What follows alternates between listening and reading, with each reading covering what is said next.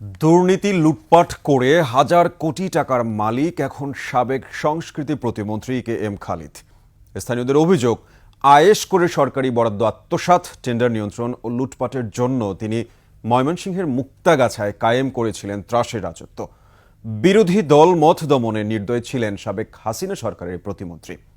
ময়মনসিংহ বিভাগীয় প্রতিনিধি Ataur Rahman জুয়েলের তথ্যচিত্রে desk report. একমাত্র ওয়ালটন এসি দিচ্ছে 1 বছরের রিপ্লেসমেন্ট গ্যারান্টি।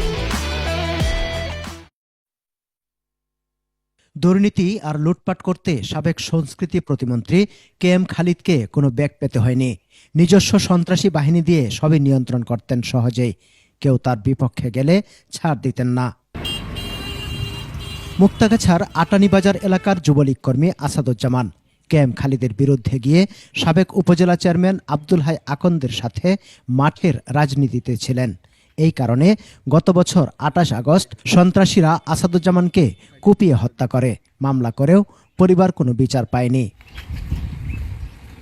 পরিবারের দাবি, কে এম খালিদের নির্দেশেই সন্ত্রাসীরা আসাদুজ্জামানকে হত্যা করে। রাজনীতি আব্বু করতে চাই নাই, তার জন্য সন্ত্রাসী দিয়ে আমার বাবারে হত্যা করাইছে খালেক বাবু। মুক্তাগাছা ছাড়িয়ে ময়মনসিংহ পর্যন্ত ছিল কে এম খালিদের আধিপত্য। দুহাতে কামিয়েছেন অর্থ।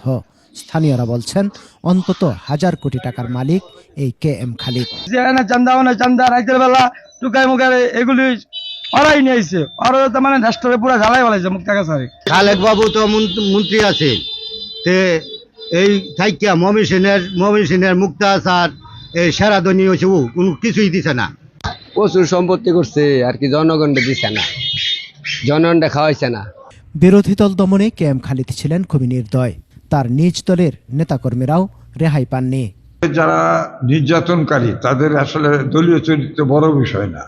এখানে যারা আমরা আওয়ামী লীগের লোকজন ছিলাম, তাদের মতের সাথে যাদের মিল হয় নাই, তাদেরকেও নির্যাতিত করেছে।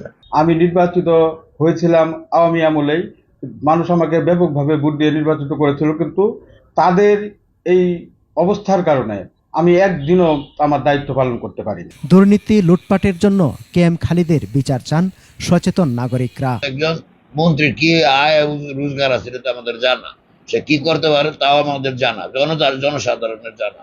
তার অতিরিক্ত যেটা হচ্ছে নিঃসন্দেহে দুর্নীতি করছে। এই দুর্নীতিগ্রস্ত লোকগুলির বিরুদ্ধে দেশের ইতিমধ্যেই মুক্ত আসার লোকজন তার বিরুদ্ধে দাঁড়াইছে। মুক্তাগাছায় কে এম খালিদের মতো আর কোনো দুর্নীতিবাজকে দেখতে চান না স্থানীয়রা। সমর ইসলাম, ডেস্ক রিপোর্ট, 21 টেলিভিশন।